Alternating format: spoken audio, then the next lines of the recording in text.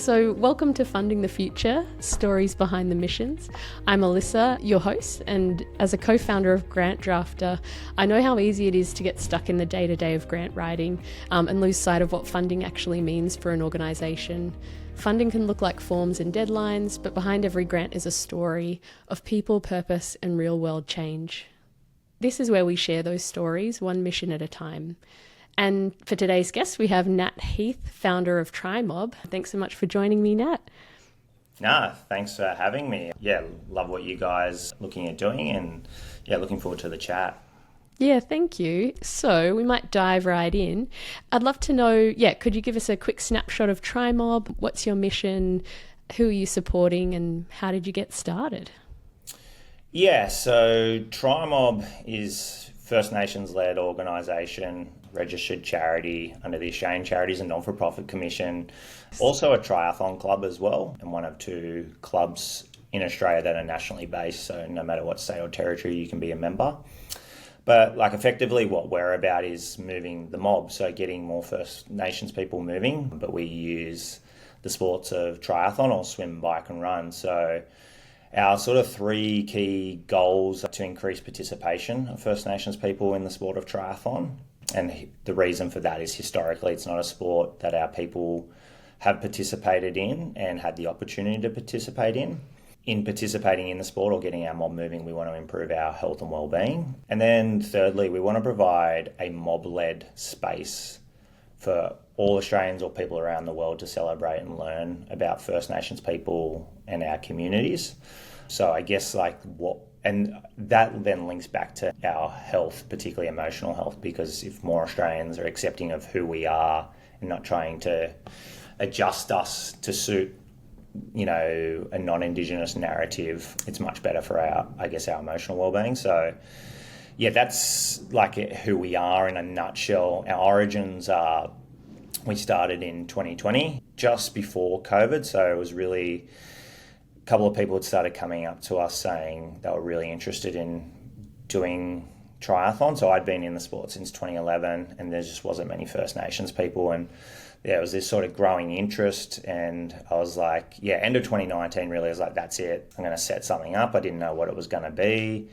But Trimob was born. It really just started off as an Instagram page to kind of create a bit of community interest and be a place to encourage mob into it and ask questions and showcase those that are moving their body and showcase our culture to people in the sport of triathlon. And then, since then it sort of progressed and it didn't necessarily have a set destination that it wanted to go to. It kind of was formed by what the community wanted, but 5 years down the track, we're registered charity. We have our own unique specific programs to support mob in the sport, and it's creating quite a nationwide movement. That's amazing. And had you started an organisation before, or was this sort of totally new? Was it new experience? Yeah, completely new. So I'd worked in the Aboriginal space in a range of fields. So from the non-for-profit, Aboriginal-led orgs, worked at universities, early childhood education services. So I'd worked in an organisation which was an Aboriginal mentoring program, non-for-profit. So I had a bit of experience in the non-for-profit sector, but probably not the understanding of leadership, governance, creating an organisation. Before I set up Trimob, or even while I was doing Trimob, I was working as the New South Wales manager in Aboriginal early childhood education. So it's completely new to me, the whole establishing an organisation, running it, and there's a lot of mistakes that are made along the way. There's no template model hey, this is step-by-step guide of how you run an organisation. So it's been a really interesting journey to go through, and which I think we'll get to, one of the biggest challenges is actually having a sustainable organisation, both sustainable in programs you deliver, but sustainable financially. And that's been a huge learning piece for us. I was probably a little bit naive to that. Yeah, well, look, it's an amazing achievement, starting something from scratch and having a national impact. That's really nothing to scoff at. And we'll definitely touch on, I'd be keen to know more about sort of where you start with funding something like that. But I guess what inspires you most about working there? Well, I've always been inspired by doing things that are going to empower our communities. I think often people look at First Nations communities or Aboriginal and Torres Strait Islander people and see deficit or use deficit discourse or deficit models. And I think something that really inspires me about Trimob is because it is community and First Nations led, is really using a strengths-based approach, and all the evidence shows that that's what works best. But I think it inspires us because I'm passionate about our community, but I also love triathlon. So it's like two loves being combined.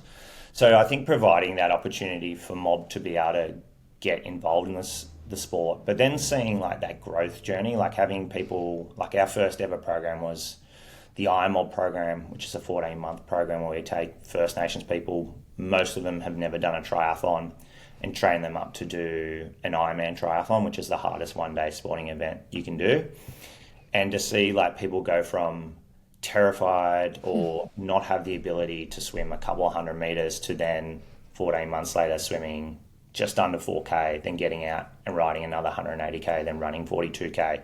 Like that journey and progress for them on a physical standpoint, but probably more importantly, a mental, emotional well-being standpoint, to have courage and confidence to be able to do that. That's like sort of what, I love, and seeing those journeys. And then the element of just seeing our apparel and products out everywhere, like just the support from our community and the love that people get to showcase who they are as First Nations people. But then it also gives a real tangible way for non-Indigenous Australians to get behind us by either wearing our products or also just supporting our people. So when you go out onto a race course these days, like we have this sort of saying or mantra, which is up the mob. And you just like every third person's yelling out up the mob as soon as they see one of our athletes out there racing. And I really love hearing that, like people who get to be a part of our community now are just like, wow, like the amount of support we get. So yeah, I love just hearing that and seeing the uplift that gives them as people, to be seen, to be heard, but for who they are as First Nations people. Yeah, that's amazing. I mean, I know, people that I would consider sporty that would never attempt an Ironman. So, to go from not really exercising to completing something like that is an amazing achievement. And I'd imagine the leadership and confidence and the various other intersecting skills that come with that would be invaluable to someone's life as well. Yeah, absolutely. It's something that I was just having this conversation yesterday with our current group. So we're in our third year with this Ironman program. And, there's sort of I guess going into this, you can be sort of driven by motivation, or you can be driven by, it's not driven, I always get the word wrong, but I guess being discipline is the word. And yeah, motivation comes and goes, but discipline is something that can be put into daily practices. And I think what the program, or part of the program, that it teaches people to be a bit more disciplined for themselves. And that can then, transverse into work life. It can transverse into, family. And I think one of the things that the program gets people to evaluate is if you've got chinks in the armour, it'll find them. So if things aren't going good in home life or social life, that'll play out in your ability to be able to do the sport.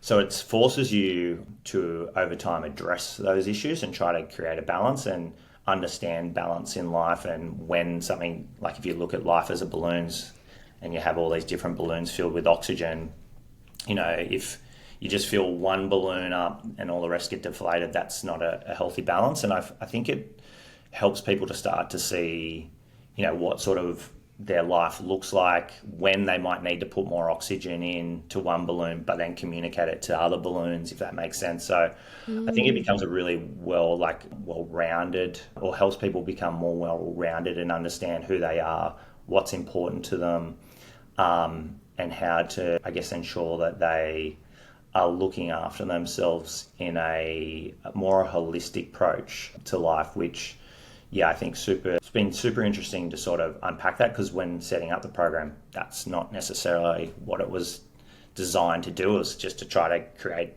opportunities for people, but it has become something so much more to those participants.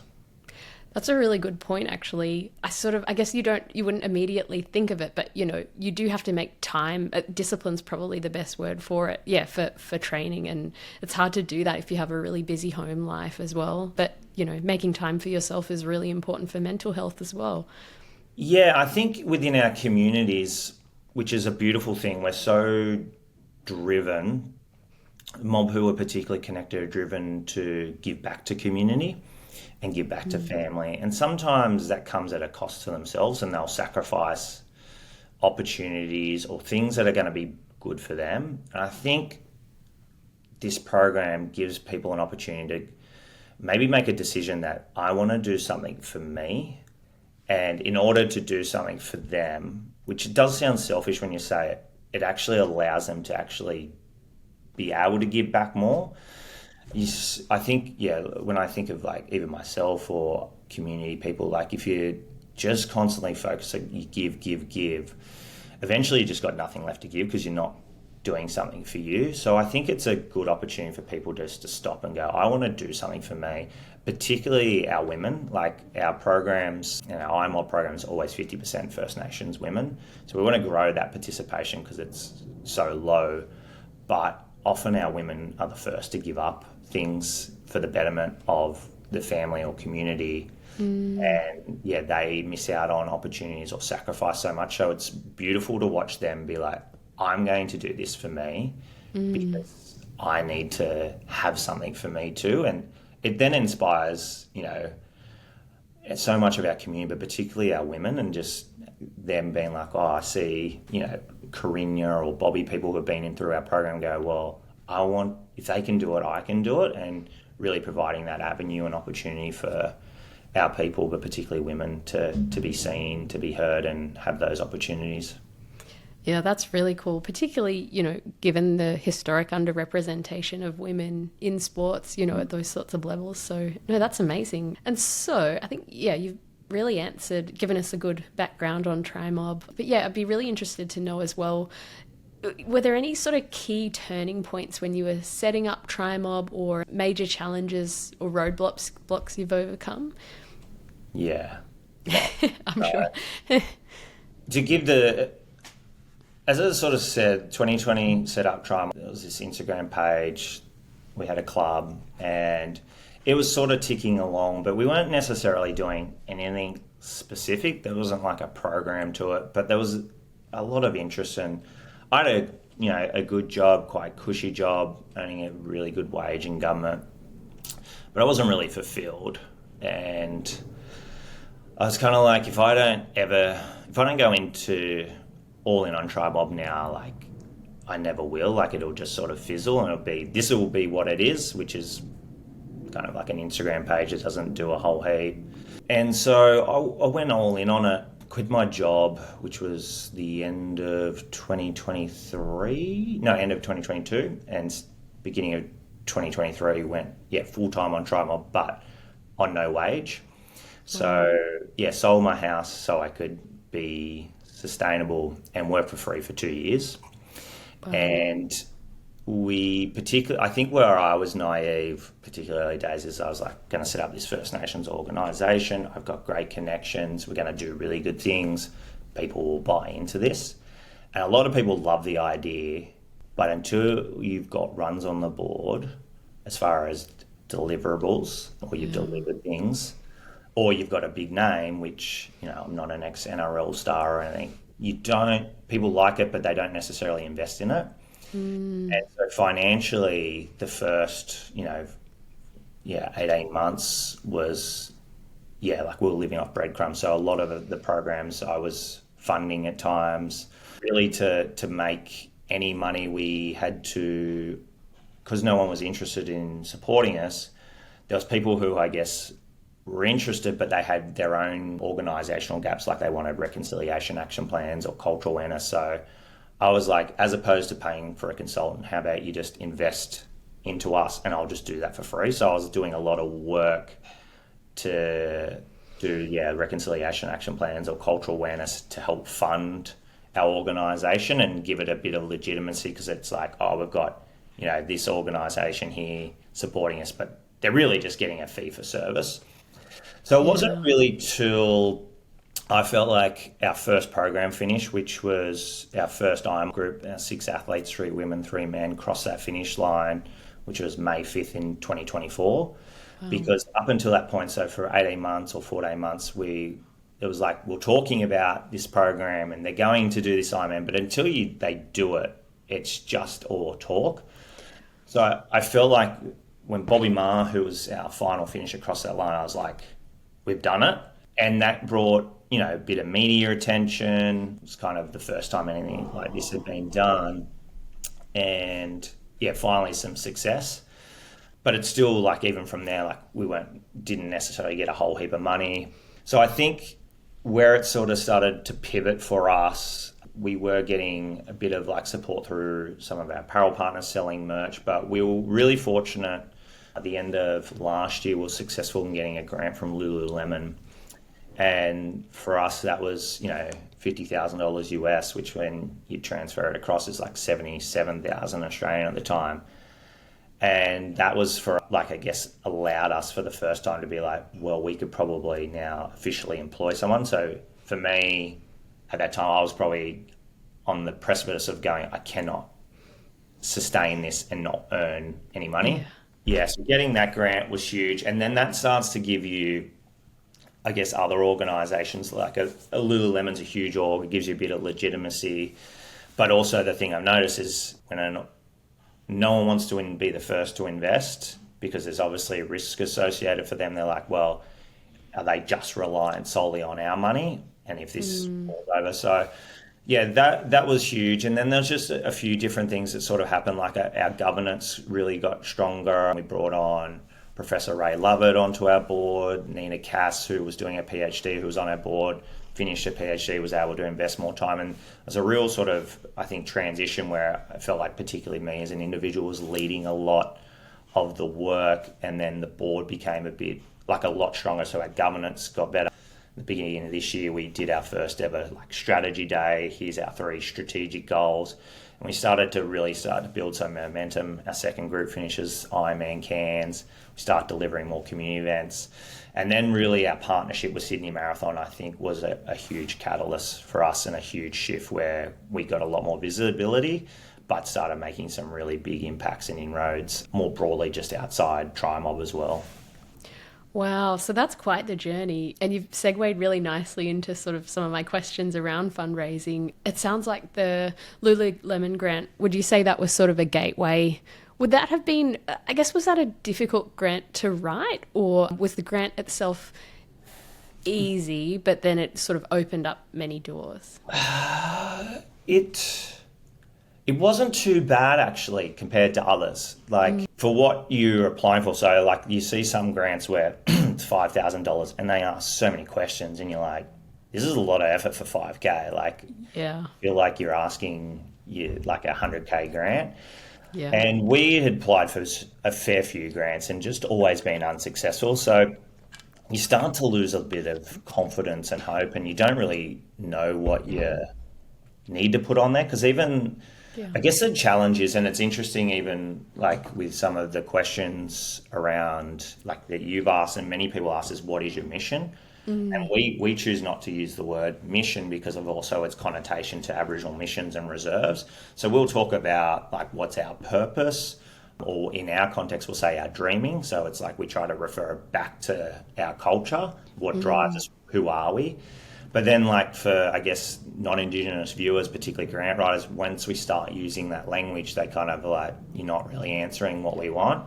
So it's been this really challenge of understanding what language we can use and what we can't use. That's going to help us, but make sure when we're back within our community, we're using the narratives for us and slowly trying to influence audience. But to answer your question, I thought their grant was actually quite a good process. I guess the hard thing is at the time is you're so stretched as, I guess I call it a one-man show at the time, trying to run programs, trying to we're selling merch, doing admin, and apply for grants. And I have to give credit and kudos Mark Benny, who now sits on our fundraising partnerships committee. He was the one that noticed the grant and said, I'll help you do it, and did the sort of first draft, and then I sort of just reviewed, and there was like a 2-stage process. So one was just to get a look in, and they would then move you on to the next part of the process.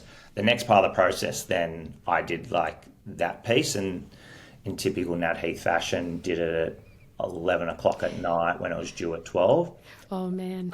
Maybe it was at 10, I don't know. But Yeah, I yeah. just remember I was like, I have to focus on this, and just did a real, I guess, concise, like really thought about what is it that we wanted to do next, how we're going to do it, how much it would cost. And the thing that I really struggle with is I'm really good with the ideas, but I'm not great operationally. And costing something is like, sometimes you just don't know until you know.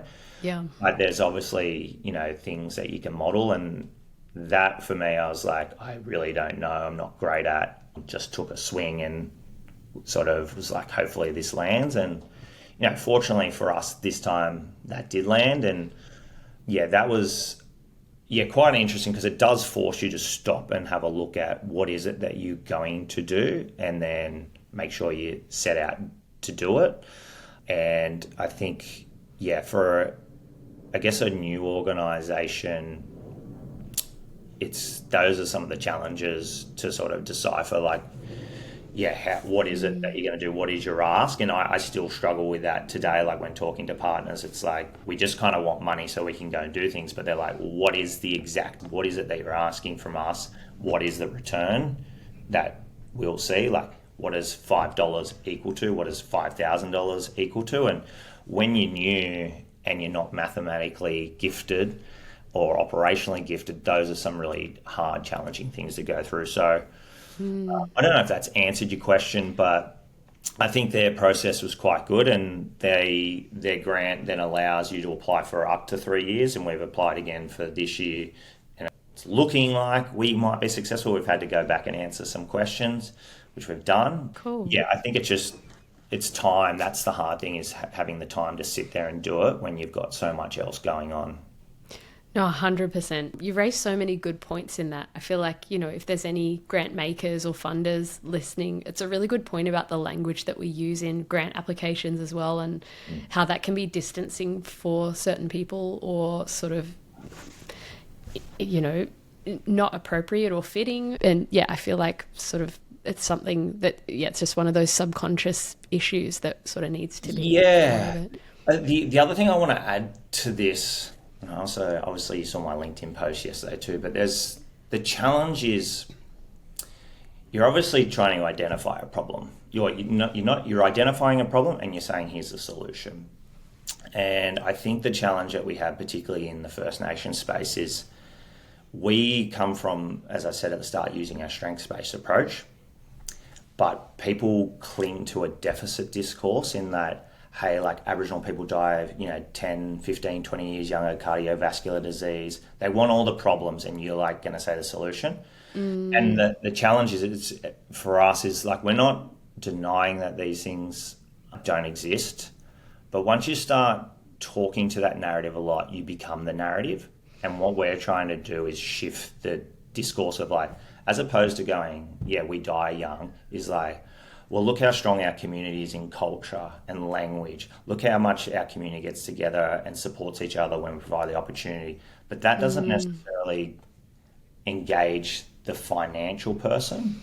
They sometimes, so like even when doing pitch nights, I've started to learn, or been advised, it's like, I'll steer clear of some certain family traumas, but the funder wants to hear that, come from drug addiction family, like that, those start, Aboriginal drug addiction, overcome, they want to hear that discourse.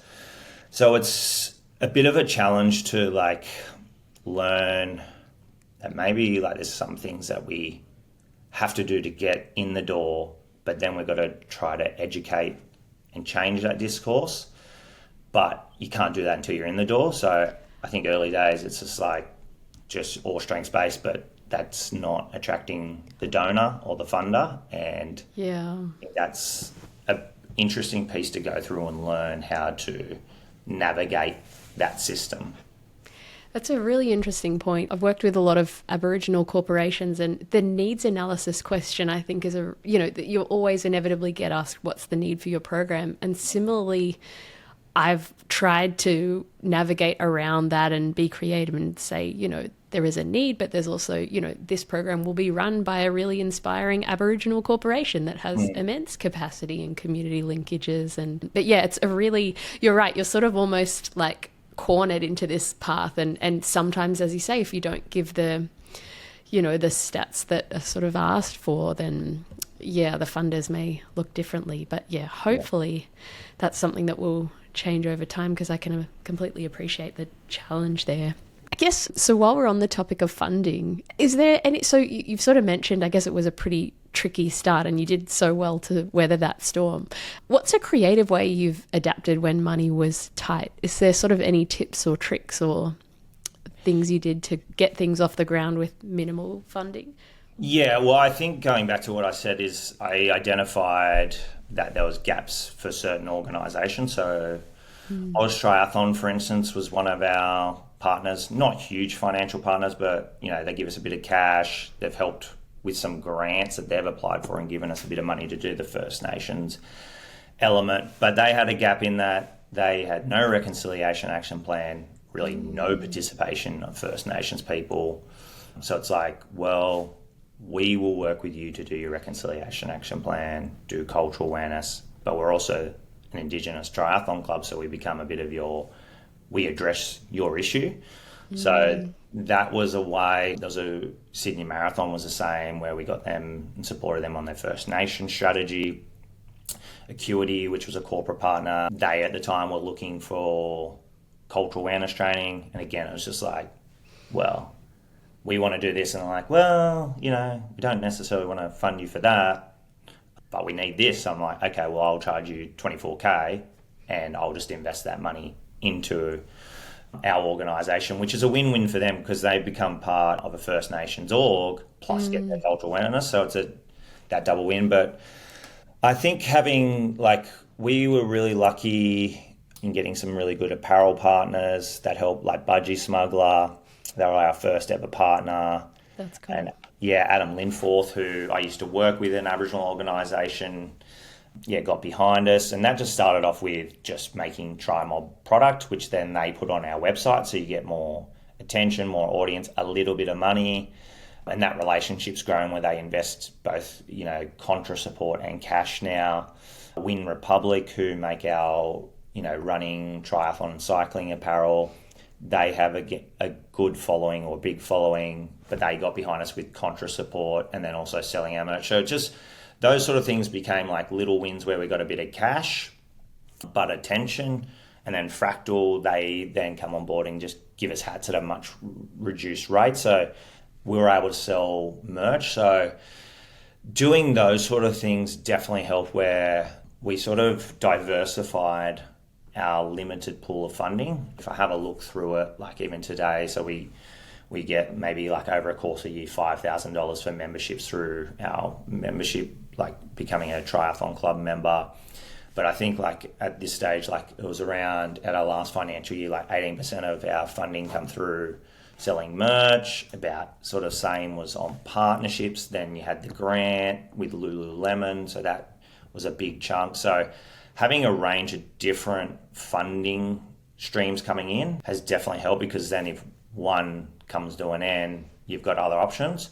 Yeah. But the big one that's sort of really helped us is fundraising in particular. So using like platforms like Grassroots around events, or if people want to do specific, unique fundraising campaigns, has been a real game changer for us.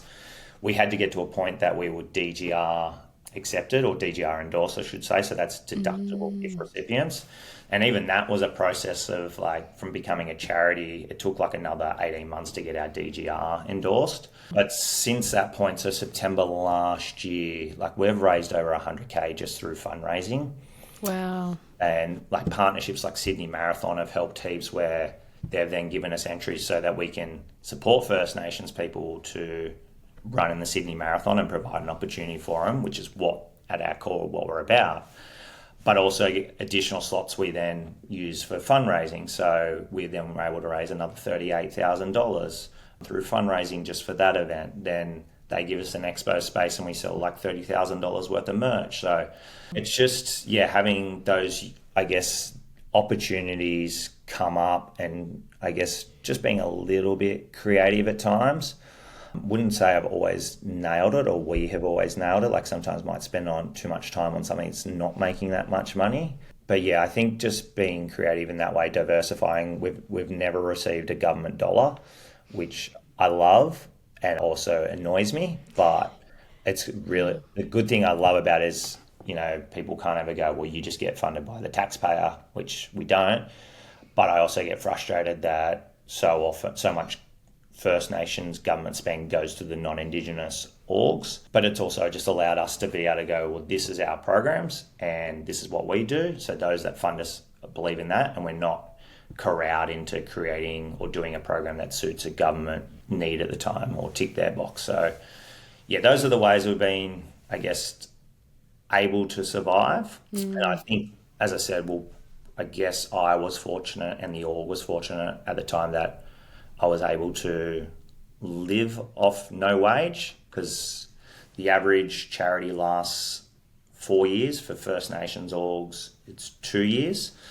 And I was able to essentially, the org didn't have to pay us for 2 years. Now, if the org had to pay someone right from the get-go, it would have just crashed and burned right from the start. So there's just a couple of things that sort of was a bit of luck, bit of faith, and a bit of, being opportunistic, I guess, saw us through to this point.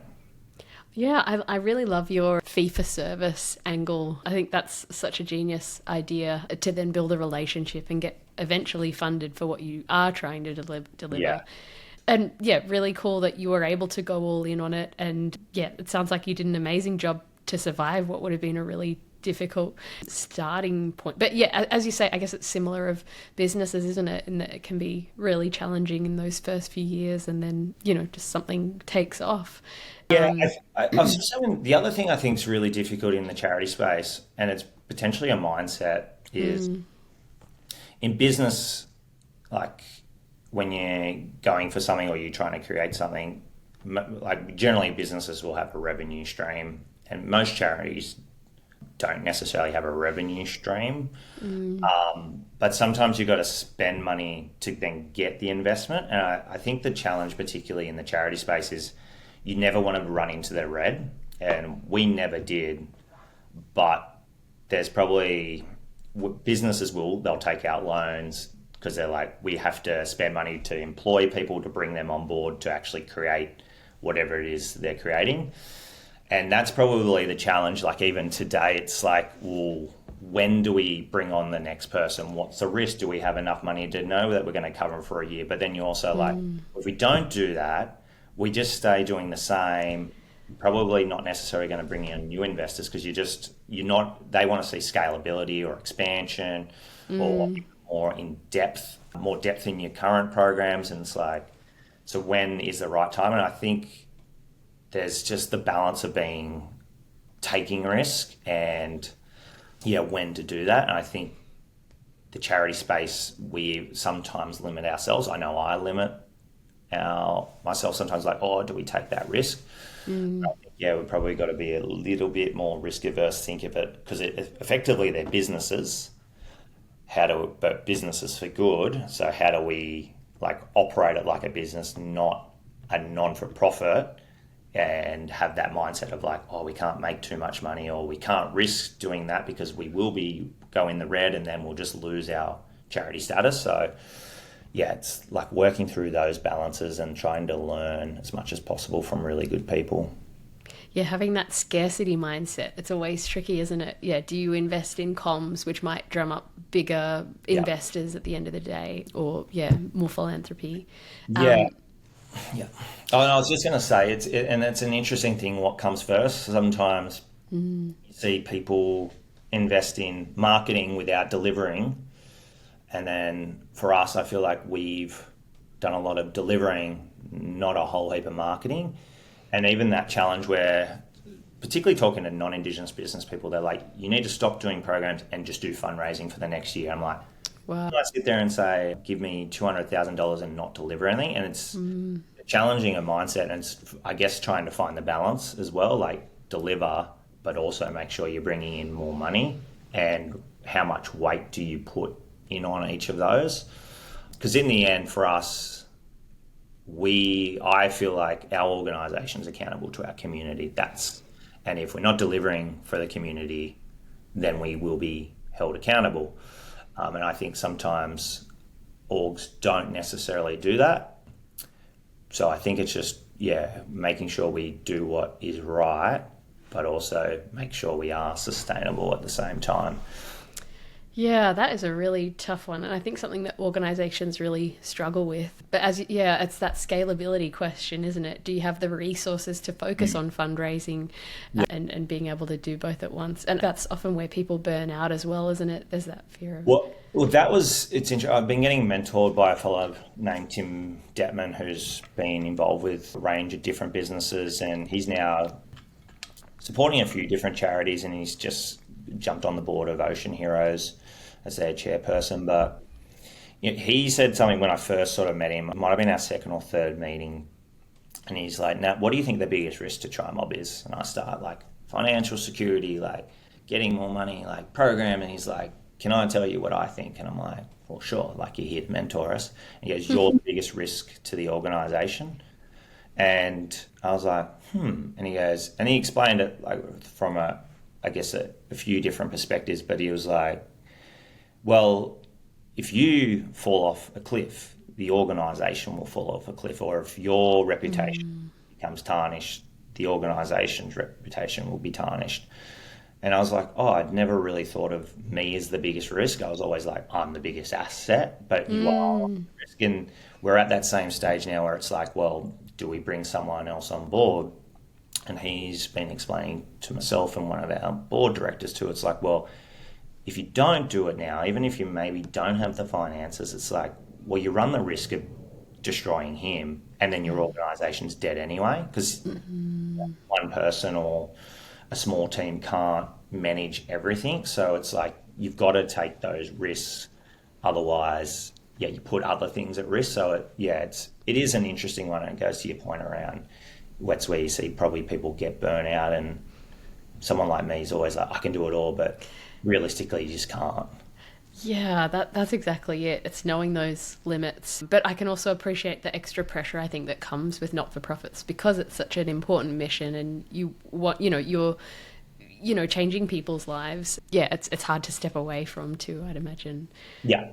So then I'd love to know, if you were offered $1 million in untethered funds tomorrow, and I know that's a bit of a tricky question to ask, but what would you do it? It sounds like what would you do with it, I should say? Yeah, it sounds like maybe hiring staff would be one thing, but what would you be able to achieve for the community? The first thing I would do is employ a very good operational person, because that's a gap. And in then getting that operational person on, I don't think necessarily means that we would go and do a million things at once, because I think that would be also organisational death. I think that's the trap, is sometimes you're like, just give me all the money and like life will be great. I think it'd be then really sort of canvassing, which is kind of what we got to do, I guess, an operational strategic plan. That's our next big thing, but is then to be like, actually implement what is that plan. So next 12 to 18 months, so operational person, probably 2 programs officers, go and just deliver directly to community, as said. So like, go and deliver multiple community programs, school programs, to 10, 20 communities. That all depends. If you've got $1 million, it'd be like a minimum sort of 20 communities. But then it's like, from that, so you build up the grassroots wave of interest and building up momentum in those communities. And then it would be then to look at trialing a team in a particular region. So long term, where we want to get to is have Trimob teams all across the country. In our goals of wanting to improve health and wellbeing and grow participation, our IMOL program definitely over a 14-month period does a huge shift in those people's health and wellbeing. We don't know what the long-term outcome will be because it's still so new, but when we go out to like What Air and deliver a program, we can't hand on heart say we have now improved the health and wellbeing of those kids. Like we've just provided an opportunity for them to participate in a couple of days in swim, bike and run. For us to be able to then do ongoing health improvement and ongoing active participation is you need to have people based there ongoingly delivering those programs or training up community. So it's probably a bit of a mixed model where we would then start to train up more community people to run programs, but long term get to a point where we're having teams based in different locations across the country. So for the first 12 months, like not much would change in what we plan on delivering, but into say 2027, we would then be set up like, let's actually take 12 months to really focus on where's the best location for us to go and deliver, have a team based in, where we build up the most grassroots interest, where is potentially the biggest impact going to happen, and then start recruiting people over a long period of time to get ready to then start a team in those locations in 2027. So in my head, that's how $1 million would look like for us. I think the other thing I've come to learn is just because you get money doesn't mean you have to spend money immediately. So you look at particularly charities who are doing quite well is they then get a big chunk of money. They then invest it through, like they allow the money to accrue dollars for them too. So that's where obviously the philanthropic sort of funding can be so great, where you see, not that we've received this or had this opportunity yet, but you see orgs, they might get $5 million for a philanthropic. They put that into some sort of term deposit. They use that term deposit money to essentially cover almost like half a year or a year's program delivery. So for us, I think it'd be, like sort of really like strategically planning out what 2027 looks like, but delivering for the first 12 months and building up, where would we be visible ongoingly, and really, I guess, slowly building up a team and training them up, and I guess hiring kind of slow to make sure we've got the right people, right fit, and doing lots of work with the community before we sort of, I guess, took off, because we do want to make it fit for the community as well. It's so interesting, you say you're not much of an operations person, but then that was such a, considered answer to not, you're not rushing out to spend the money, you're being really considered, taking a year to plan. Like that sounds like a fantastic result. Yeah, it's all good in theory, because my biggest weakness is let's do everything. And this year has actually been a very big learning curve in that I'm like, let's do this, let's do that. And then what ends up happening is you do too much and it's not fantastic. So I think, for our next 12 months, it's just be like, this is what we're going to do and no more. Even if you were to get $1 million, like, doesn't mean you just have to go and do more because you've got $1 million. Like, let's be like considered and concise with our approach.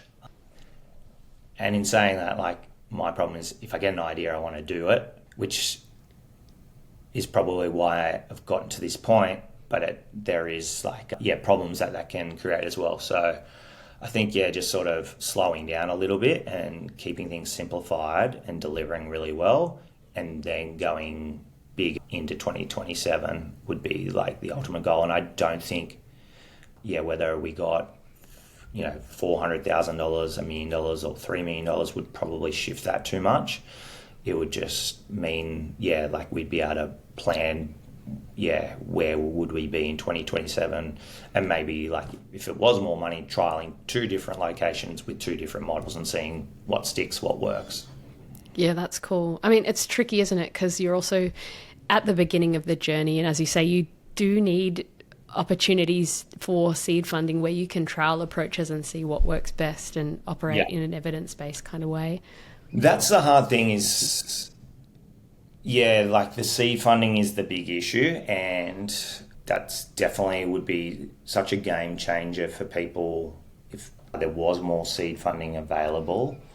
And so, I think philanthropics do it well. I think the challenge is it's just unless you're connected, you just don't know about these opportunities. And the one thing I've probably come to find, Lululemon's probably a bit of an outlier, but unless you know someone within an organisation or you have some sort of inside link, particularly to the C-suite, to the decision makers, you can have the greatest program on earth and be far more supported by your community. But if another organisation has a connection in, they're the ones that are going to get the look in.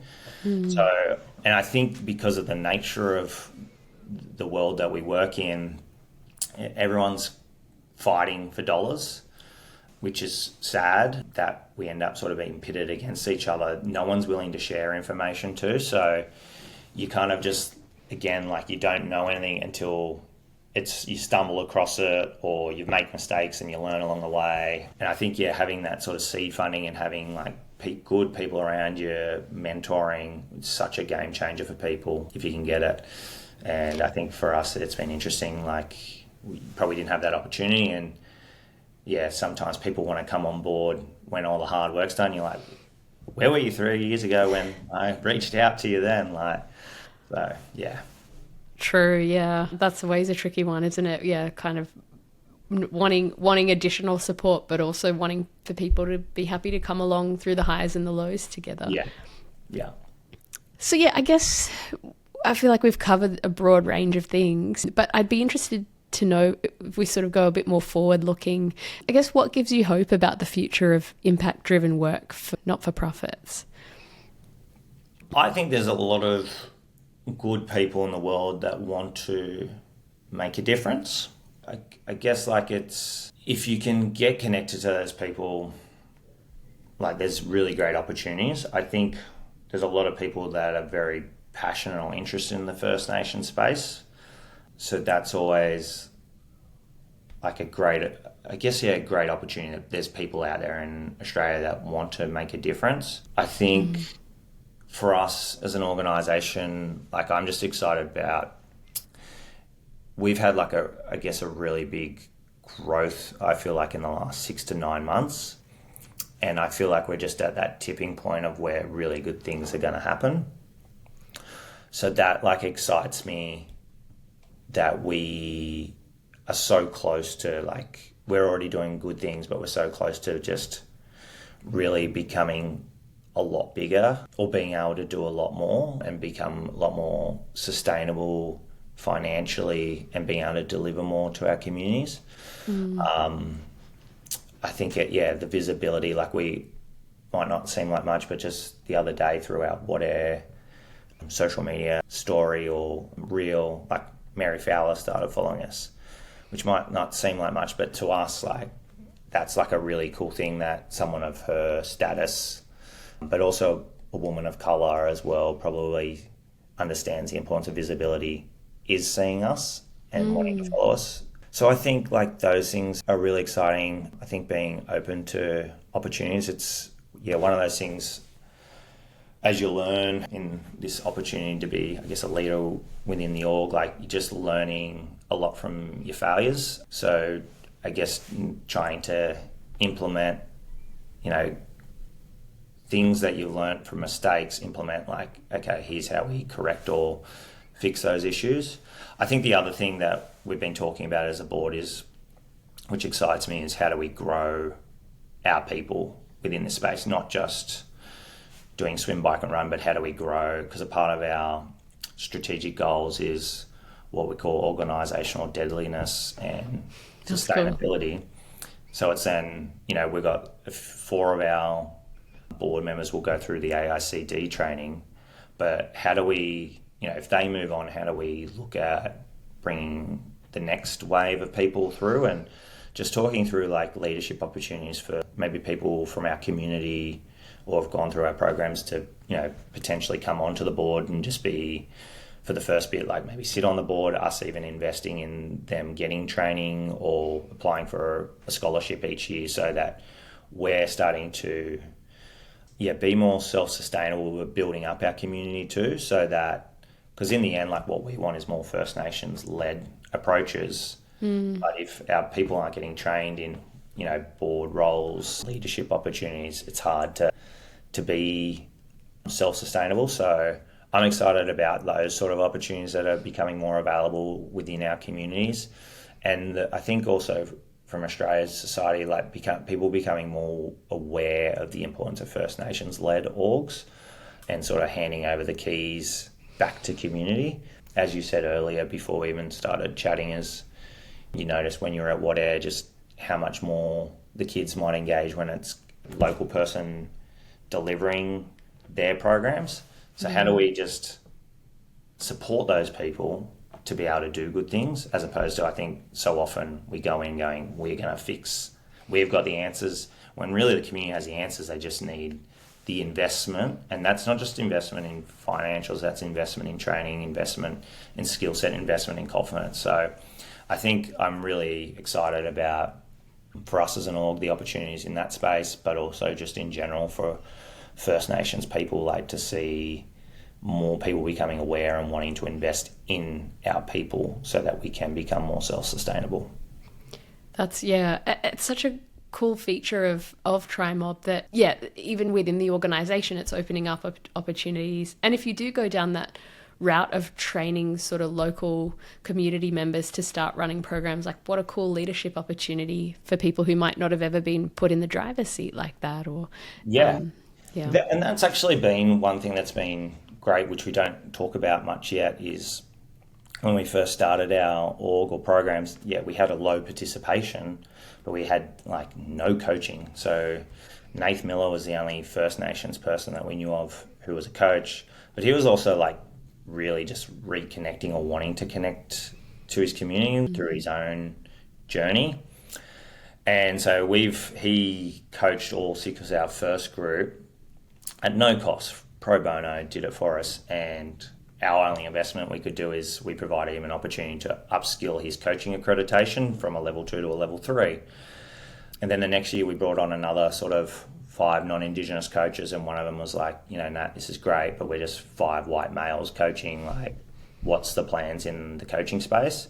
And since then, like we've got another 4 other First Nations people now as accredited coaches, and 3 of them are now coaching within our IMOB program. So we went from having 1 First Nations coach and like 5 non-Indigenous, where we've now got 4 Indigenous people coaching, and 2 of them are being mentored by the people that coach them. So we're starting to, beyond just swim, bike and run, provide leadership, educational opportunities. And as you said, then the next step is then how do we then do that with community people so that they can just run their own little program. And if that's with us, fantastic. If they decide like we upskill them and they're like, we're just going to do our own thing, like in the end, our goal was to increase participation and movement. And if that allows that person to create their own business or be their community, be more self-sufficient, then that's a win as well. Yeah, it's still an awesome outcome, isn't it? Yeah. Well, thank you so much. I feel like you've covered, such great ground today, and it's really nice to get kind of a detailed view of Trimob and all that you've been able to achieve. I do have a little rapid fire round to close us out. I've just got 3 questions, so it sounds scarier than it is. So could you give me one word to describe fundraising or grant writing? Confusing. Nice. I love that. And what's the most underrated skill in not-for-profit work? Communication and knowing people. Yeah, absolutely. And finally, who is your not-for-profit hero? Who do you look up to in the space? And that can be anyone, sort of anyone with a role in the space. It's a good question. I read this question when you asked it, and I thought It's a tough one. No, I'll go 2 organisations. I think Waminda down on the South Coast, not that I've had much to do with them, but through the word of other people, they do amazing work, particularly from a cultural standpoint, but also economically being self-sufficient. They do a lot of like birthing on country. It's very much women's leadership as well. But then they've also set up like a cafe.